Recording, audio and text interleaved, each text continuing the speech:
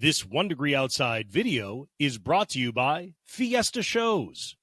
This holiday season, experience the magic of the celebration of lights. Drive through over a mile of glittering road transformed into a wonderland of color with more than 1 million LED lights in the Merrimack Valley, South Shore, Central Mass, and Maine. Now through January 3rd, save on tickets and enter to win at fiesta.onedegreeoutside.com.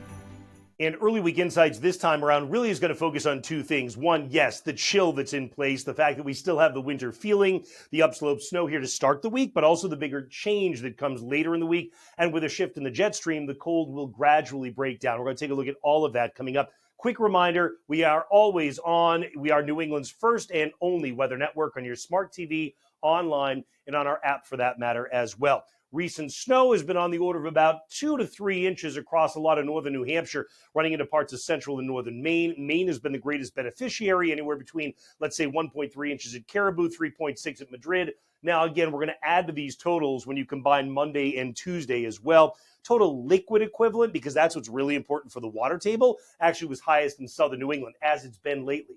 And that's why we're still looking at extreme drought across northern New England. We didn't add that much to it.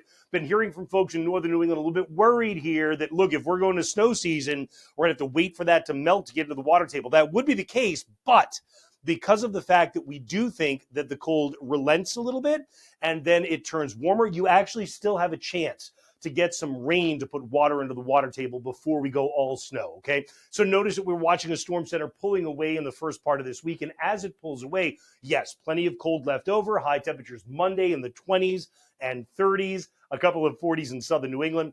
Tuesday, the wind not as strong, still talking about temperatures for highs generally in the 20s and 30s north and 40s south, but that again will lead to a relaxing of the cold for the middle and end of the week.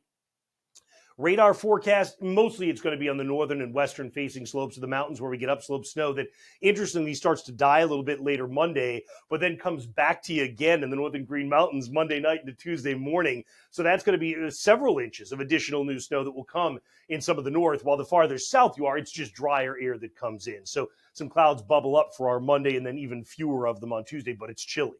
It's chilly. So when you put it all together, the high terrain where you see the purple showing up, that's where you still get another 6 or 8 inches of snow combined between Monday and Tuesday. But generally, it's about an inch or two in the lower terrain of the North Country when you put it all together over the 2-day total. So some slick spots that need to be treated at times, but not like a big onslaught of wintry weather on the roadways, right? Meanwhile, predicted wind gusts, Monday's gusts are 40 to 45 miles per hour, basically from mid-morning all the way to late afternoon. We do expect that Tuesday, the winds will be a lot less. We're talking about probably what will be on the order of about 25 or 30 mile per hour gusts tops. So that's going to be a different feeling, and certainly it's not going to be nearly as blustery for us overall. Notice your high temperatures Monday, 40s south and 30s north. Again, with the wind that doesn't quit, your feels like forecast Monday, 20s and 30s. And certainly as we get into Monday night with actual lows going down to the 20s for a lot of us, if you work outside, construction, things like that in the overnight, you want to be dressed for winter. Look at these feels like temperatures for overnight Monday night. Many of us feeling like the teens. That's definitely a bit of a shock to the system when it happens for the first time over the course of the season. Tuesday's highs aren't a lot better. We start to get there. Really, I think we're going to have to get past midweek. I say that because what happens is at midweek, we get missed by a system down to the south, but there is a warm front associated with this. So it opens the door to what will be the new kind of milder pattern that comes into play for the end of the week. And we talked about this in pattern predictions last week. You can bet we'll talk about it again in pattern predictions this week.